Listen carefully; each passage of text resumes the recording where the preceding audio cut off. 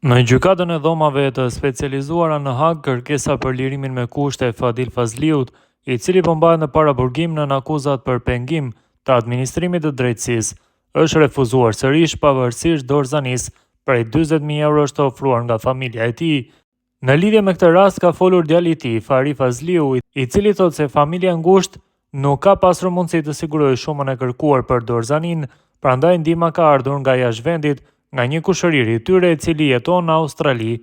Plot 40.000 euro dhe shtëpinë e tij i dha si dorëzani Jashar Fazliu për lirimin e Fadil Fazliut, i cili që një vit gjendet në burgun e Agës. Djali i Fadilit, Fariu, ka bërë të ditur se kushëriri i tyre Jashari i dha 40.000 euro si dorëzani, pasi familja e tyre nuk kanë aq para për të ofruar. Dorëzania është bërë fillimisht nga kushëriri jon, i cili gjendet në Australi.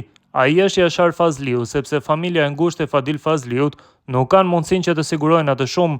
Se është keq kuptu, ato i ka dhënë një kushëri jon i afërt, i cili është Jashari, të cilit i jemi mirënjohës dhe falenderues. Ai ka bërë edhe dorëzaninë, e ka dhënë edhe certifikatën e pronës së tij, e ka lënë si dorëzani për lirimin e Fadil Fazliut.